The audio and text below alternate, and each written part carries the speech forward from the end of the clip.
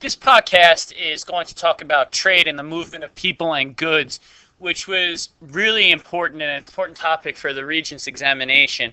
This outline might be a little thinner than others, but still nonetheless we have to be prepared for it. So we go to Africa for our first one to look at the West African trading kingdoms. And in the first place, why did people move from Egypt? And the interest was sparked by Muslim traders who started to exchange goods. And all of a sudden in West Africa and East Africa, gold mines were found in West Africa and salt mines were found in East Africa.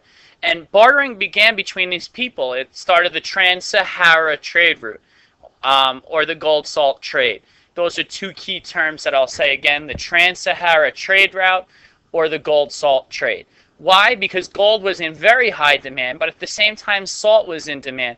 People needed salt as electrolytes in their body to hydrate their body. They needed it to preserve their meats. So salt was in high demand just as much as gold, surprisingly, is in demand back then. The three kingdoms that we need to know about are the Ghana, Mali, and Songhai, and they all have three common features. They were all along river valleys, and the control of their gold salt trade made them very wealthy. And they followed the religion of Islam, which became big. And it's a sign of cultural diffusion, because cultural diffusion happens every time there's a movement of people and goods.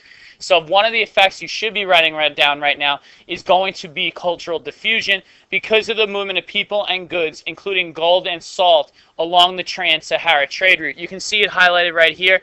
Right across the Sahara Desert is going to be where this trade takes place, going to areas along the Mediterranean, going to areas on the east coast of Africa, going from the west coast.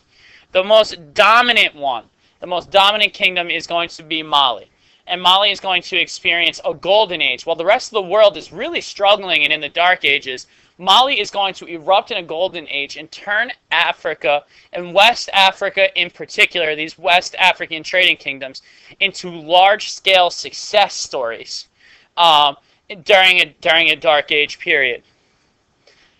Mansa Musa was a Muslim, was from Mali, went to Mecca, spread Islam across Africa, and created peace and stability.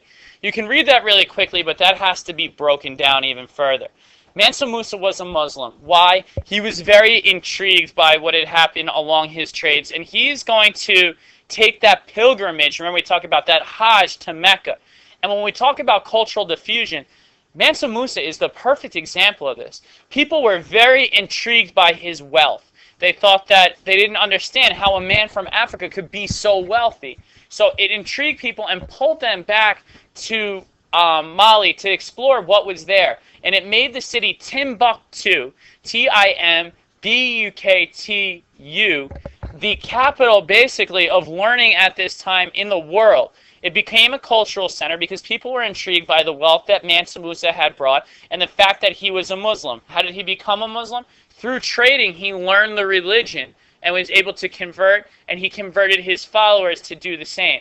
He created peace and stability within his empire, but the two main products that made him wealth were gold and salt. They were able to mine the gold, trade it for salt, and it became a very wealthy exchange that really brought in international support. But if we remember anything from, we remember Mansa Musa, the gold-salt trade, the Trans-Sahara trade route. This is the end of the podcast on the Trans-Sahara trade routes.